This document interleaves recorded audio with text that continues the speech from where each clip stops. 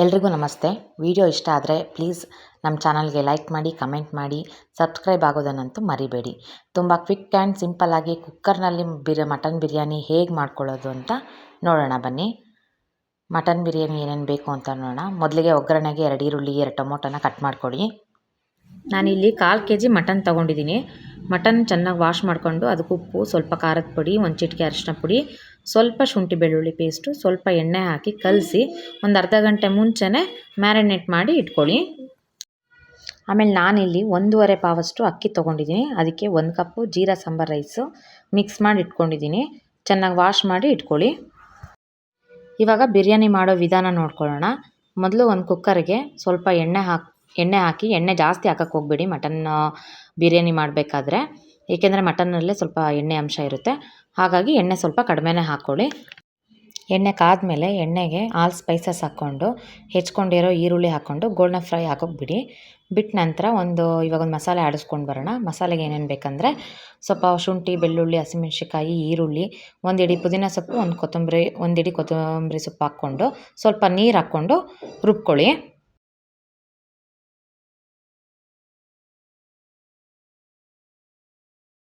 Golden fry ಆಗಿರುತ್ತೆ. ಆ ಈರುಳ್ಳಿಗೆ ಮ್ಯಾರಿನೇಟ್ ಮಾಡಿ ಇಟ್ಟಿರ್ತೀವಲ್ಲ ಮಟನ್ನು, ಅದನ್ನು ಸ್ವಲ್ಪ ಹಾಕ್ಕೊಂಡು ಚೆನ್ನಾಗಿ ಫ್ರೈ ಮಾಡ್ಕೊಳ್ಳಿ. ತಳ ಹಿಡಿಬಾರ್ದು, ಹಾಗಾಗಿ ಸ್ವಲ್ಪ ಚೆನ್ನಾಗಿ ಫ್ರೈ ಮಾಡ್ಕೊಳ್ಳಿ. ಸ್ವಲ್ಪ ಎಣ್ಣೆ ಬಿಟ್ಕೊಳ್ಳಿ. ಹಸಿ ಸ್ಮೆಲ್ಲೆಲ್ಲ ಹೋಗ್ಬಿಟ್ಟು ಸ್ವಲ್ಪ ಎಣ್ಣೆ ಬಿಟ್ಕೊಳ್ಳೋ ತನಕ ಅದನ್ನು ಫ್ರೈ ಮಾಡ್ಕೊಳ್ಳಿ.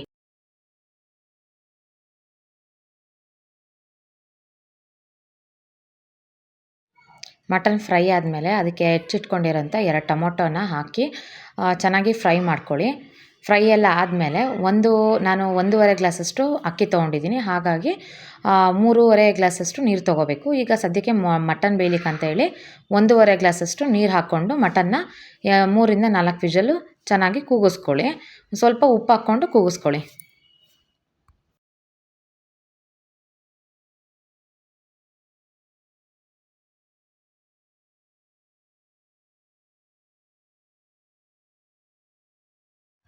ಪ್ರೆಷರ್ ಎಲ್ಲ ಹೋದ್ಮೇಲೆ ಕುಕ್ಕರ್ನ ಲಿಡ್ ಓಪನ್ ಮಾಡಿಬಿಟ್ಟು ಮತ್ತೆ ಸ್ಟವ್ ಆನ್ ಮಾಡ್ಕೊಳ್ಳಿ.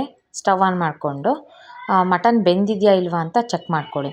ಮಟನ್ ಏನಾದರೂ ಬೆಂದಿಲ್ಲ ಅಂದರೆ ಮತ್ತೆ 1 ರಿಂದ 2 ವಿಷಲ್ನ ಕೂಗಿಸ್ಕೊಂಡು ಮಟನ್ ಬೆಂದಿದೆಯಾ ಅಂತ ಚೆಕ್ ಮಾಡ್ಕೊಳ್ಳಿ. ಮಟನ್ ತುಂಬಾ ಬೆಂದಿರಬಾರ್ದು, ಸ್ವಲ್ಪ ಗಟ್ಟಿನೇ ಇರಬೇಕು. ಯಾಕೆಂದರೆ ಮತ್ತೆ ಅಕ್ಕಿ ಹಾಕಿ ನಾವು ಮತ್ತೆ ವಿಷಲ್ ಮಾಡ್ಕೋತೀವಲ್ಲ, ಹಾಗಾಗಿ. ಮತ್ತು ಇವಾಗ ಸ್ಟವ್ ಆನ್ ಮಾಡಿ ಮತ್ತೆ ಕುದಿಯೋಕ್ಕೆ ಬಿಡಿ. ಕುದೀತಿರ್ಬೇಕಾದ್ರೆ ರುಬ್ಬಿರೋಂಥ ಮಸಾಲೆ ಹಾಕಿ ಒಂದು ಸರಿ ಕೈ ಆಡಿಸಿದ್ಮೇಲೆ 2 ಸ್ಪೂನು ಬಿರಿಯಾನಿ ಪೌಡ್ರ್ ಹಾಕ್ಕೊಳ್ಳಿ. 1 ಸ್ಪೂನು ಧನಿಯಾ ಪುಡಿ ಹಾಕ್ಕೊಳ್ಳಿ.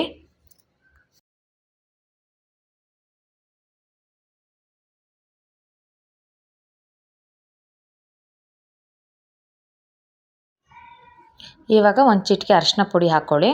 ಮತ್ತು 1 ಲೋಟ ಮೊಸರು ಹಾಕ್ಕೊಳ್ಳಿ. ಮೊಸರು ಹಾಕ್ಕೊಂಡ್ರೆ ಬಿರಿಯಾನಿ ತುಂಬ ಸಾಫ್ಟಾಗಿ ಬರುತ್ತೆ. ಬಿರಿಯಾನಿಯಲ್ಲಿರೋ ಅನ್ನ ಇದೆಯಲ್ಲ ತುಂಬ ಸಾಫ್ಟಾಗಿ ಬರುತ್ತೆ. ಇವಾಗ ಮತ್ತೆ 1.5 ಲೋಟದಷ್ಟು ನೀರು, ಅಂದರೆ ಮಿಕ್ಸಿ ಜಾರೆಲ್ಲ ತೊಳೆದ್ಬಿಟ್ಟು ನೀರನ್ನ ಹಾಕ್ಕೊಳ್ಳಿ. 1.5 ಲೋಟದಷ್ಟು ಹಾಕ್ಕೊಳ್ಳಿ. ಬೇಕಂದರೆ ಅರ್ಧ ಲೋಟ ಹಾಕ್ಕೊಳ್ಳಿ ಎಕ್ಸ್ಟ್ರಾ, ಅಕ್ಕಿ ಮೇಲೆ ಡಿಪೆಂಡ್ ಆಗುತ್ತೆ. ಇಲ್ಲಾಂದರೆ ಏನು ಪರವಾಗಿಲ್ಲ. ಈಗ ಚೆನ್ನಾಗಿ ಕುದಿಯೋಕ್ಕೆ ಬಿಡಿ. ಚೆನ್ನಾಗಿ ನೀರು ಕುದಿಬೇಕಾದ್ರೆ ನೆನೆಸ್ಕೊಂಡಿರ್ತೀವಲ್ಲ ಅಕ್ಕಿ, ಅದನ್ನ ಹಾಕಿಬಿಟ್ಟು ಅದಕ್ಕೆ ನಮಗೆ ರುಚಿಗೆ ಎಷ್ಟು ಬೇಕೋ ಅಷ್ಟು ಉಪ್ಪು ಹಾಕ್ಕೊಳ್ಳಿ. ಉಪ್ಪು ಹಾಕ್ಕೊಂಡು 1 ಸ್ಪೂನ್ ತುಪ್ಪ ಹಾಕ್ಕೊಳ್ಳಿ. ತುಪ್ಪ ಹಾಕ್ಕೊಂಡು ಕೊನೆಗೆ ಸ್ವಲ್ಪ ಸಣ್ಣಕ್ಕೆ ಹೆಚ್ಚಿರೋಂಥ ಕೊತ್ತಂಬರಿ ಸೊಪ್ಪನ್ನ ಹಾಕ್ಕೊಂಡು ಲಿಡ್ನ ಕ್ಲೋಸ್ ಮಾಡಿ 2 ವಿಷಲ್ ಕೂಗಿಸ್ಕೊಂಡ್ರೆ ಬಿಸಿ ಬಿಸಿಯಾಗಿರುವಂಥ ಬಿರಿಯಾನಿ ರೆಡಿ ಆಗುತ್ತೆ.